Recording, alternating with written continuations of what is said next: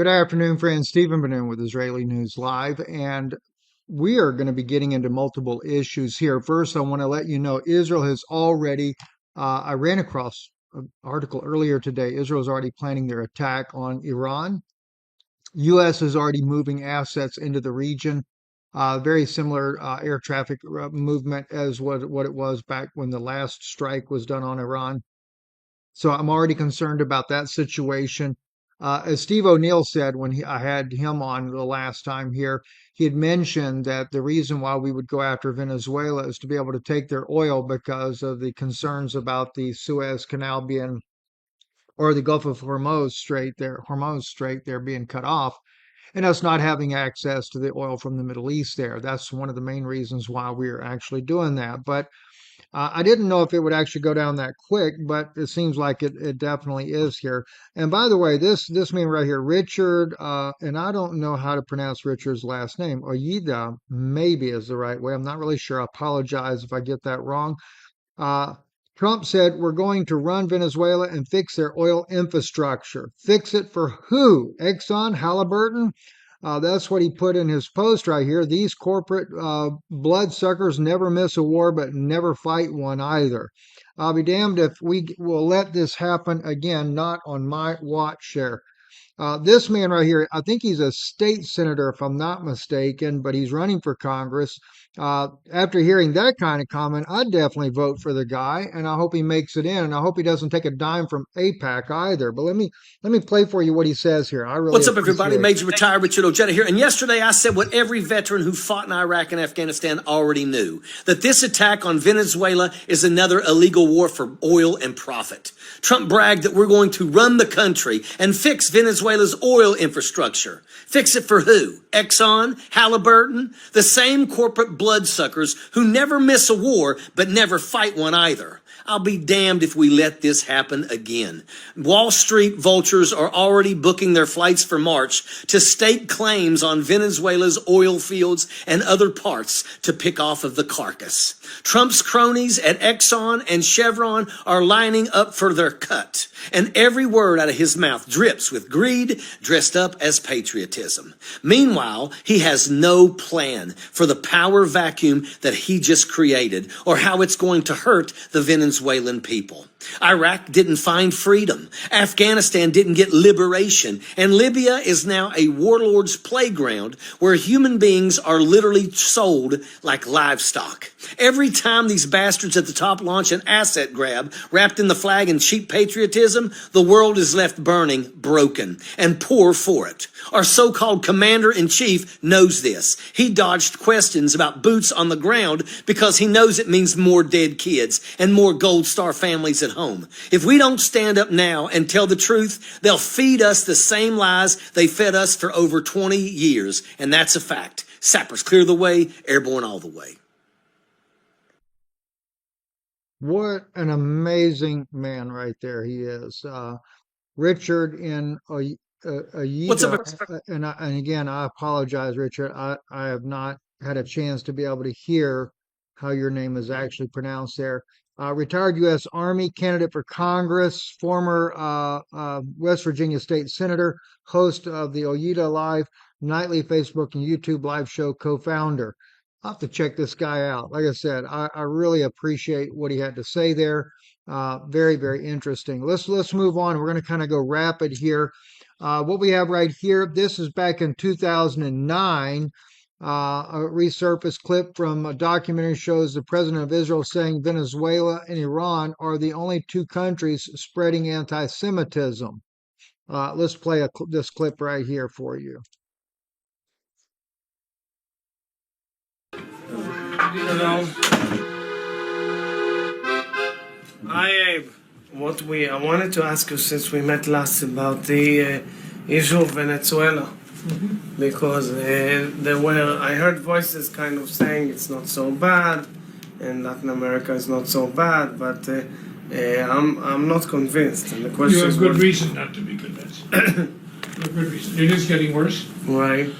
And little by little, as long as oil money works. I'm told that by our experts, it's the only, except for Iran, It's the only government propagated anti-Semitism today around the world. It's a ring. Formally, right. This is First quite within the scary. country and then outside. So are you pressing in any way? We've talked to Jesse Jackson, who has a relationship, but it's not for camera, but there are other plans. We'll talk about it in a minute. There are other plans.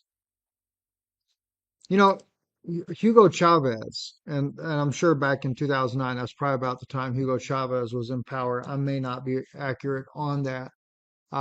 He was very much against Israel for the way they treated the Palestinians. And let me see if I can find Hugo. I've got him on here somewhere here. And I played that clip for you. Here it is right here. I played this one the other night there. I'll turn down the audio on it. Nos acusa a nosotros. They accuse me of sponsoring terrorism. They are the ones who sponsor terrorism. I take this opportunity once again to condemn from the depths of my soul the state of Israel. Now, you can just see for yourself what he says in there, but he really goes hard against Israel, as does Maduro. And now Maduro has been actually kidnapped by the U.S. government.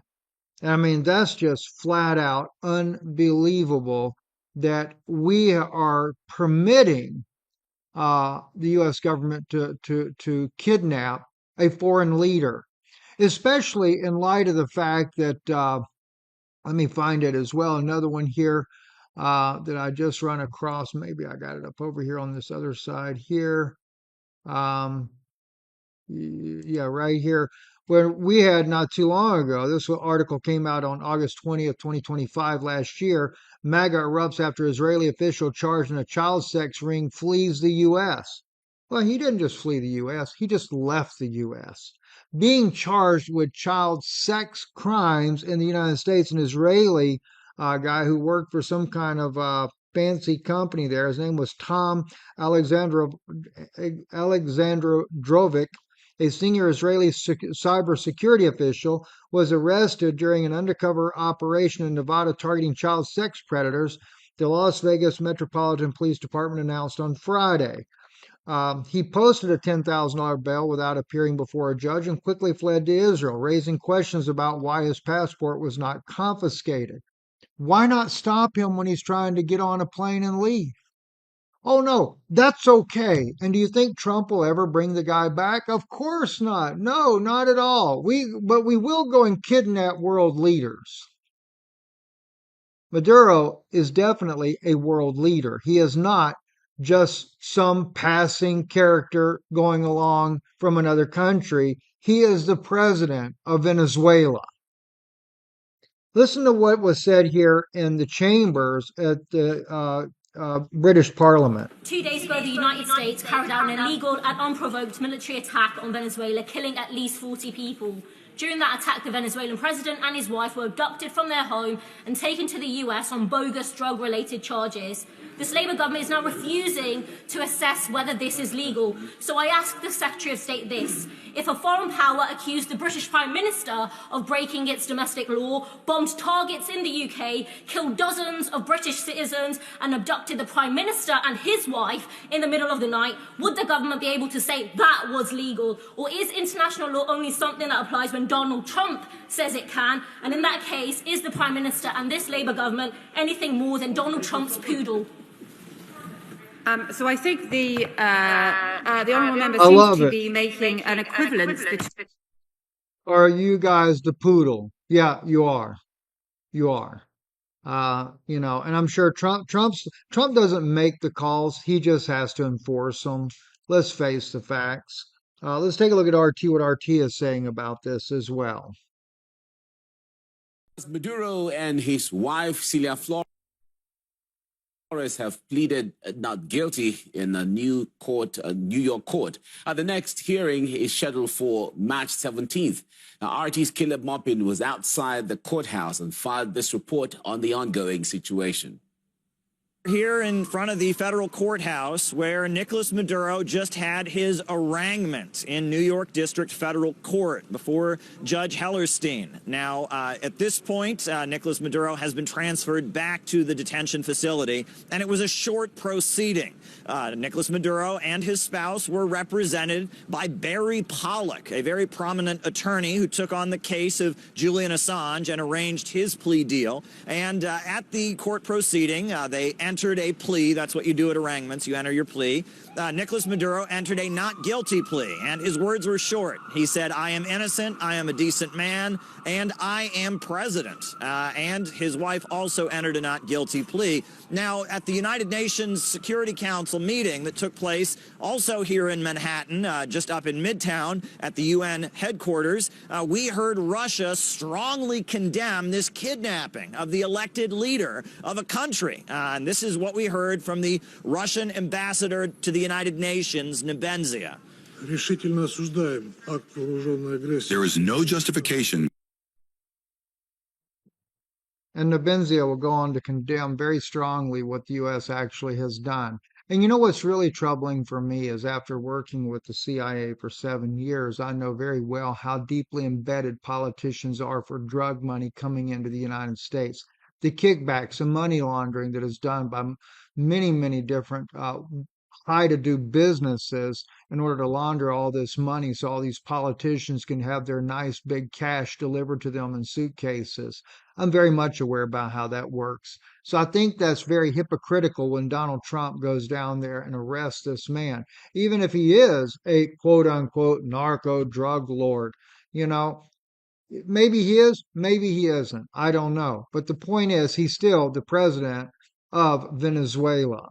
And I think that deserves a respect in the first place. But the real reason why this man has been rounded up is not because of the narco drug war, drug trade, whatever is going on, because the United States was so heavily involved in bringing the drugs into the United States and profiteering off of that in order to be able to fund the Nicaraguans down there in Nicaragua there. And long before that, out of Vietnam, out of Afghanistan, the cocaine and things that were shipped here by the U.S. military. And the list goes on and on and on. It came in through cargo ships working for different companies off the oil rigs out of the Gulf of Mexico, tugboats.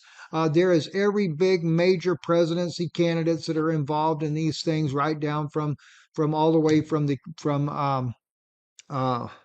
going back to Arkansas, and the famous movie by Barry Seal that we had there that came out about the Clintons and their involvement, the Bush family, their involvement, and no doubt Donald Trump and their involvement. I mean, I've seen more paperwork on Trump alone for the different crimes about Ukraine than you could imagine. Biden, just as bad. Yes, they're all bad. They're all corrupt.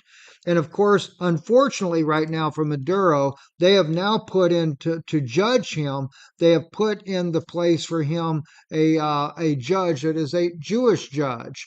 And I thought that was kind of interesting, especially with the Noahide laws. Do you think the man's going to get off? No, they'll probably do him just like they did with the Iraqi leader, have him hung and killed. Because why? He's already violated the 7 Noahide laws that they are trying to bring about across the world. And as we're watching that infrastructure form right before your eyes, you don't believe me? Go read some of my wife's articles over on Substack, substack.com at Yana Satova, Sutoova. I'll put it in the description for you below so you can see it for yourself.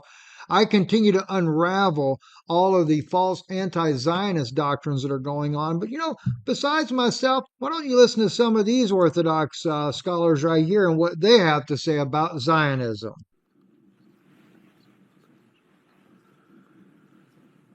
My name is Rabbi Cohen, and I'm making this video because it is vital that you should know what I'm about to tell you. Zionists want you to think that Zionism was the Jewish people returning to their ancient homeland. But in reality, Zionism was not the Jewish people doing anything. It was the Zionists doing it. Judaism is a religion, but Zionism is a political movement started by atheists, anti-religious Jews, who thought that if they could change the Jews from a religion into a nationality, the anti-Semites will not hate Jews anymore. From the beginning of Zionism, Jews loyal to the Torah have fought against the Zionists to save the soul of Judaism, the religion, from the nationalist poison that the Zionists wanted to change it into. Zionists want you to think that they represent the Jewish people. Nothing could be further from the truth. I think it's pretty doggone accurate. What do you think about it? Just let me give you a little bit of idea of what goes on in Israel here. This one here, we take houses after houses. When we finish, we move to the next neighborhood. This is literally being stated. We take house after house. All this area will be a Jewish neighborhood. We are not finished the job. We are going to the next neighborhood, and after that we will go more. Our dream that all East Jerusalem will be like West Jerusalem, Jewish capital of Israel. For those of you that may not know, East Jerusalem has always been Palestinian. In fact, part of the two-state solution agreement, if they could have ever got it passed, was East Jerusalem was going to be the capital for Palestine. And that would be what they call today the West Bank, or Judea and Samaria. It's not Judea and Samaria. According to Deuteronomy 28, God said what he would do to Israel for violating his covenant. Judah at that time, the Judites that lived in that area of the world during those days there, he said he would drive them out. He said first he would drive them and their king out, and they would go into a foreign land, and they would serve other gods of wood and stone. And they did. Nebuchadnezzar took them for 70 years, as Jeremiah prophesied of it. And then he said again they would return back. But what would happen? They would once again rebel against God, and they would end up killing their own Messiah, Jesus Christ. Now, the Jews today are not the ones that have done that, but the ones of 2,000 years ago did. And that's why, finally, the prophecy of the woman and her seed, and that hatred that would be between the two, and her seed would crush the head of the serpent. And Jesus identified who that serpent was. In Matthew chapter 23, verse 33, he said to the Pharisees, "Woe unto you, serpents, seed of vipers." Now, he prophesied there wouldn't be one stone left upon another, even though he wept over Jerusalem and said, "How often I would have hovered you as a hen would her brood, but you would not." And 70 AD came. That generation never passed. Everything that God prophesied through Moses in Deuteronomy chapter 28, when he said even the daintiest of the women and the daintiest of the men, the little weak guy and everything, they would actually turn on their own families, turn against their wives and their husbands and their own children, and would actually cannibalize their own family members. And they did exactly that. Josephus bore that record. I've written quite a few articles over on Substack and patreon.com/Israeli News Live going into these myths of Zionism for today, breaking the Schofield doctrines, trying to straighten things out so that Christians can finally wake up and realize, by the way, that's what you're supporting. When you stand with Israel, you're supporting throwing families out of their homes, people that paid for these homes, people that built these homes themselves. Suddenly, the Israeli government can just arbitrarily decide that they are no longer allowed to have their home, and they throw the family out on the street, and they come and they allow settlers, new immigrants coming in, doing aliyah to take these homes. Over and over and over this happens, and it's been going on for years. This is nothing new. And they say this is some kind of biblical fulfillment, a biblical mandate. It's not a biblical mandate. It is a demonic entities that do these things. And why in the world would anybody support it? I have no idea. By the way, Morales right here of Bolivia, he also was overthrown from his government. And why? He also spoke against Israel. He revoked the passports of Israelis or would no longer allow them to come in without a visa because they were exploiting his country and exploiting his people, because the country is rich in lithium. And he wasn't going to have his people just overrun in that type of form there. So, what did Maduro do? Like he did in this video right here. El pueblo musulmán han sembrado una ideología del odio. They have sown ideology of hate, of plundering, raids. They have been sowing it for 75 years with the support of the West. Attention, good world, that is hearing me. Attention, men and women of the United States, Europe, and the world. He shows you what they're doing, right? They have sown an ideology of more dangerous than Nazism. Fight against the Palestinian people. Plundering, raids, extermination, genocide, atomic bombs. Next, it will be against all Arab peoples, all Muslim peoples. Then they'll come for Christians, Catholics. Let's stop the genocide in time. We must stop the Zionist genocide against the beloved Palestinian people. That's why they kidnapped Maduro.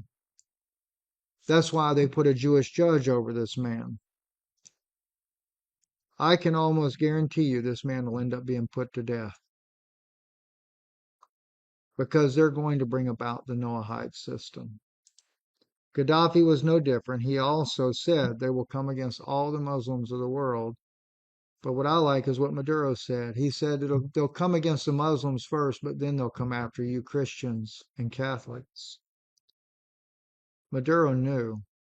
He knew how dangerous this was, what was coming. And he tried to warn the world, but no one wants to listen. That's the crime. I encourage you to go read the articles that I'm writing, the articles that my wife is writing, and we're trying to do it as quickly and as rapidly as we possibly can because we realize the time is really at hand. It's very short, and we must get the word out before they silence the voices that we have here in this country. Your support of our work is very important. Whether you support us on Substack, whether you support us on Patreon, or whether you support us by going to our website, IsraeliNewsLive.org, and donating right there. Whatever you do, please help support the work we do because it is a vital work. And we get up early in the morning, 4:30, 5 o'clock in the morning, and we're working, writing, studying, digging deeply, trying to help you to put the pieces together because Schofield has wore the saints out as the prophecy is foretold. If you see the comments that people write about the articles that we're writing, it would blow you away to see just the honest, sincere shock people are in as they read these things. So I want to thank you. And also, too, you can help support us if and help yourself at the same time, like LifeWave. I know some people think, oh, I hate products and stuff like that. But let me tell you something. We just got another 2 reports here, Sunday and then again today, Sunday with Karen and then Kim, another Kim that also comes to a lot of our meetings there. They've both been on the patches for over a year now, and they both have just reported that the doctors took them off of their thyroid medications because both ladies, their thyroids are working perfectly normal. That's a total of 7 people that we have personally seen that we brought in to share this product with, X39, that have had a complete deliverance of thyroid issues. In fact, Dr. Ron Gunter, he actually had his removed. He had a little tiny piece left, and from that piece, it grew back. His doctor totally in disbelief, but he couldn't deny the fact that it really happened. Now, that's a pretty far stretch. I won't go into that myself, but Dr. Gunter says the only thing that could have done it was a patch that raises his copper peptides that in turn stimulates his stem cells. That's why we believe in it. And the EMP shield, I definitely would get one. I really would. We're about to go to war with Iran, maybe even with Russia. There's a lot of planes that flew into Europe as well, the European Union. There's a lot of concern what's coming. And I don't know what's going to happen. So think about these things, friends. I'm Stephen Ben-Nun. You're watching Israeli News Live. Good evening.